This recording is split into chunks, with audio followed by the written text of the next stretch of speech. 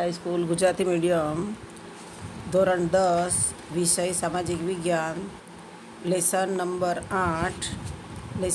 8 के अंदर अपने ज़मीन के प्रकार के अंदर अपने 2 प्रकार सीखे थे। तीसरे प्रकार में काली ज़मीन। काली ज़मीन को अपने रेगुर ज़मीन के नाम से भी पहचानते हैं और उसमें भारत का कुल क्षेत्रफल का लगभग 15% क्षेत्रफળમાં કાળી જમીન ફેલાયેલી છે। આ જમીનનો ઉદ્ભવ ક્યાં થયો તો દક્ષિણ લાવાના પથરાવાથી થયો છે કે કાળી જમીનનો ઉદ્ભવ દક્ષિણના લાવાના પથરાવાને કારણે થયો અને સમગ્ર મહારાષ્ટ્ર, પશ્ચિમ મધ્યપ્રદેશ, આંધ્રપ્રદેશનો અને કર્ણાટકનો કેટલોક ભાગ વગેરે જગ્યાએ આ પ્રકારની જમીન જોવા મળે છે।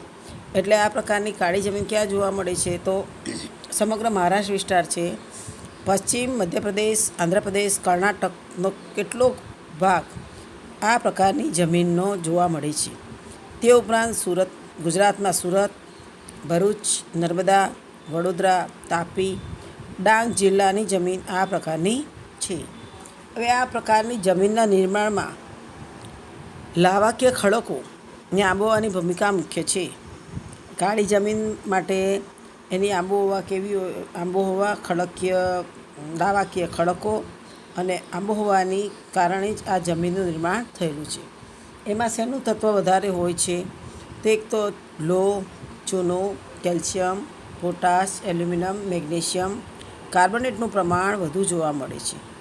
તેની ફળદ્રુપતા સારી ગણાય છે। આ જમીનની ભેજ સંગ્રહણ શક્તિ પણ ઘણી વધારે હોય છે કે જમીનની અંદર ભેજ સંગ્રહિત રહેતો હોય છે। જ્યારે ભેજ સુકાય ત્યારે તેમાં ફાટો કે તિરાડો પડે છે, એટલે જમીનની અંદર જે નમી ભેજનું પ્રમાણ હોય તે ઘટી જાય તો જમીનની ઉપર શું થાય છે? તિરાડો પડી જતી હોય છે। આ પ્રકારની જમીનમાં કયા પાક લઈ શકાય છે? તો આ પ્રકારની જમીનમાં કપાસ, અળસી, સરસવ, મગફળી, તંબાકુ, અડદ જેવા કઠોળ વર્ગના પાકો લેવામાં આવે છે। કપાસના પાકને વિશેષ અનુકૂળ હોવાથી આ જમીન કપાસની જમીન તરીકે પણ ઓળખાય છે। અને કપાસના પાક માટે આ જમીન કાળી જમીન વધુ અનુકૂળ છે। ત્યાર પછી છે લેટેરાઇટ या પડખાઉ જમીન। આ જમીનમાં લેટિન ભાષાના શબ્દ લેટર એટલે કે ઈંટ ઉપરથી પડ્યું છે। એનો રંગ લાલ, ઈંટનો રંગ આપણે જોઈએ છે તો લાલ હોય છે, તો લાલ રંગ લો ઓક્સાઇડને કારણે હોય છે। આ જમીન ભીની થાય ત્યારે માખણ જેવી મુલાયમ અને સુકાય ત્યારે કઠણ બની જાય છે। જ્યારે જમીનમાં પાણી પડે તો એકદમ ચીકણી માખણ જેવી મુલાયમ થઈ જાય અને જો સુકાઈ જાય તો એકદમ કઠણ બની જાય છે। સૂકી અને ભેજવાળી આબોહવાના પરિવર્તનથી અને સિલિકામય પદાર્થોના નિવારણથી તેનું નિર્માણ થયેલું છે। ભારતીય દ્વિકલ્પીય ઉચ્ચ પ્રદેશોના ઊંચાણવાળા ભાગોમાં વિકસિત થયેલી જોવા મળે છે। આ પ્રકારની જમીનમાં મુખ્યત્વે લોહ તત્વ, પોટાશ, એલ્યુમિનિયમનું પ્રમાણ વધારે જોવા મળે છે।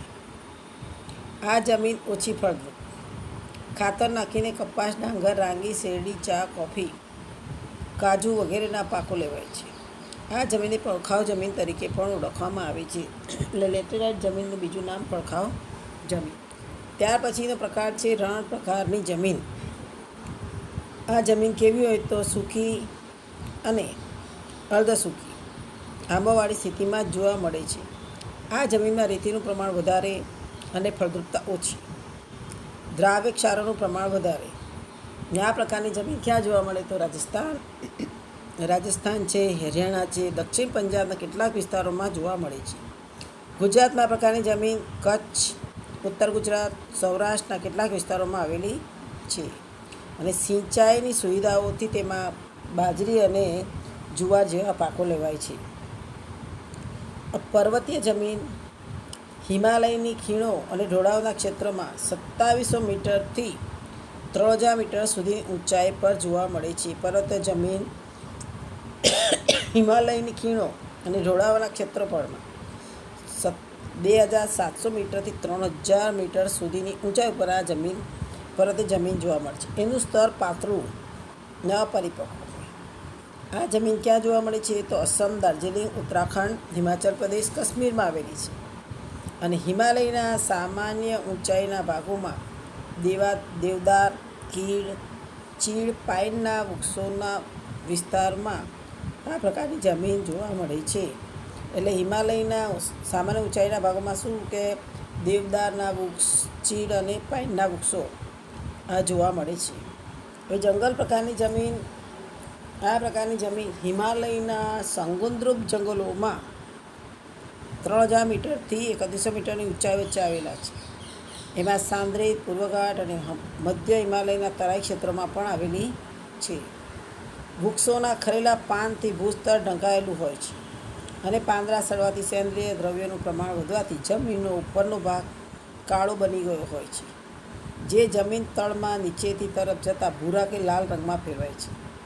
આ જમીનમાં ચા, કોફી, તેજાના ઉપરાંત ઘઉં, મકાઈ, જવ, ડાંગર વગેરે પાકો લેવાય છે.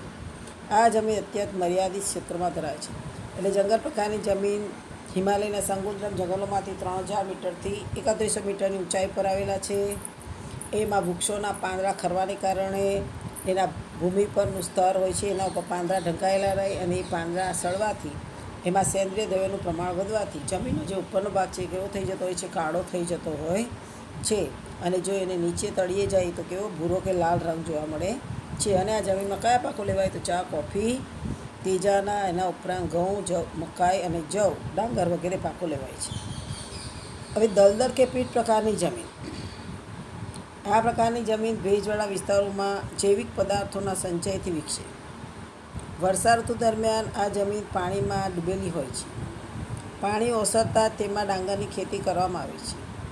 આ જમીનમાં જૈવિક પદાર્થો, ક્ષારોની બહુલકતા, ફોસ્ફેટ અને પોટાશિયમની અલ્પતા જોવા મળે છે. આવી જમીન ઓડિશા, પશ્ચિમ બંગાળ, તમિલનાડુના કિનારાના ભાગો, ઉત્તર હિમાલયનો મધ્ય ભાગ, ઉત્તરાખંડના અલ્મોડા જિલ્લામાં જોવા મળે છે. આ જમીનનું ક્ષેત્ર અત્યંત મર્યાદિત વ્યાપ ધરાવે છે. એટલે દલદલની જમીનમાં ભેજવાળા વિસ્તારોમાં જૈવિક પદાર્થો, વર્ષા ઋતુમાં આ જમીન પાણીથી ડૂબેલી હોય અને જ્યારે પાણી દૂર થઈ જાય ત્યાર પછી શું કરવામાં છે, એમાં કઈ ખેતી થાય, તેમાં ડાંગરની ખેતી કરવામાં આવે. અને આ જમીન ક્યાં આવેલી છે તો ઓડિશા, પશ્ચિમ બંગાળ, તમિલનાડુ, જે બિહારનો મધ્ય ભાગ, ઉત્તરાખંડ, અલ્મોડા જિલ્લામાં આવેલી છે. હવે જોઈએ આપણે જમીનનું ધોવાણ. જમીનનું ધોવાણ એટલે શું કે જમીનના કણોનું ગતિશીલ હવા કે પાણી દ્વારા એક સ્થળેથી બીજે સ્થળે સ્થળાંતરિત થવું. અન્ય રીતે કહીએ તો ઉપલા જમીન કણોનું ઝડપથી કુદરતી બળો દ્વારા અન્ય સ્થળે થઈ જવું. તેની ઉપરનું પડ બનતા વર્ષો લાગ્યા છે. તેના જમીનના કણો ભારે વરસાદ કે તોફાની પવનોથી થોડા દિવસોમાં ખેંચાઈ જાય તો ખેત ઉત્પાદક ઘટે અને આ પડની જાળવણી ખેતી માટે અત્યંત જરૂરી છે. આથી જમીનનું ધોવાણ અટકાવવું જોઈએ. એટલે જમીનનું ધોવાણ એટલે કે જ્યારે કોઈ બહુ જ વરસાદ આવે અને પાણીના ભરાઈ જતા હોય છે ત્યારે એ જમીન કાં તો પછી બીજી જગ્યાએ જ્યાં સ્થળાંતર થાય ત્યાં આગળ પાણીના વહેણની સાથે બધા એના જમીનના જે ઉપરના પડમાંના જે સેન્દ્રિય પદાર્થો એ બધા બીજી જગ્યાએ જતા રહે છે. અને બીજું કે આ જમીનમાં એ સેન્દ્રિય પદાર્થો સ્થળાંતર થઈ જવાને કારણે શું થઈ જાય, જમીનના ઉપરનો પડ ખેતી માટે બિનઉપયોગી થતું હોય છે. એટલે એને અટકાવવું જરૂરી છે. હવે જમીનનું ધોવાણ અટકાવવાના ઉપાય શું કે જમીન ઉપર ચારણ પ્રવૃત્તિઓને નિયંત્રણમાં લેવી. એટલે જમીનમાં એ જે જમીનો એના ઉપર ગાય, ભેંસ વગેરે ચરતા હોય એના ઉપર પ્રતિબંધ મૂકવો જોઈએ. ને ઢોળાવાળી જમીનોમાં સમોચ્ચિક પગથિયાની તરાથી વાવેતર કરવું જોઈએ. એટલે પગથિયા પદ્ધતિથી ખેતી કરવી જોઈએ. પડતર જમીનમાં વૃક્ષોનું વાવેતર કરવું જોઈએ. જે જમીન ખેતીલાયક ઉપયોગી નથી તો એ જમીનમાં શું કરવું જોઈએ, પડતર જે જમીન પડી હોય એમાં વૃક્ષો વાવવા જોઈએ. અને પાણીના વહેણા પડેલા હોય ત્યાં આડબંધ બનાવવા જોઈએ. એટલે પાણીનું વહેણ જ્યાં હોય ત્યાં શું કરવું જોઈએ, પાળો બાંધવી જોઈએ. ને પાણીનો ધીમો પાડવા ઢાળવાળા ક્ષેત્રમાં ઊંડી ખેડ કરવી જોઈએ. એટલે આ જમીનનું ધોવાણ અટકાવવાના ઉપાય છે.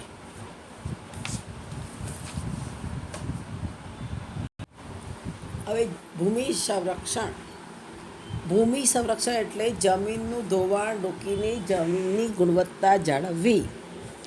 એટલે ભૂમિનું રક્ષણ કરવું એટલે જમીનનું જો ધોવાણ અટકાવી એટલે જમીનની ગુણવત્તા જાળવવી તેને શું કહેવામાં આવે છે, ભૂમિ સંરક્ષણ. કે જમીન સંરક્ષણનો સીધો સંબંધ માટી કણોને પોતાની મૂળ જગ્યાએ જાળવી રાખવા સાથે છે. દુનિયામાં વિવિધ જગ્યાએ જે તે સ્થાન અને સમસ્યાને અનુરૂપ ઉપાયો પ્રયોજવામાં આવે છે. એટલે કે આ જમીનનું રક્ષણ કરવા માટે એક તો આપણે જમીનની ગુણવત્તા જાળવી રાખવી જોઈએ અને માટીના કણોને બીજી જગ્યાએ જતાં રોકવા માટે પ્રયત્ન કરવા જોઈએ. જો સપાટી ઉપરથી વહેતું પાણી હોય તો ઢોળા ઉપરથી ઝડપથી વહે.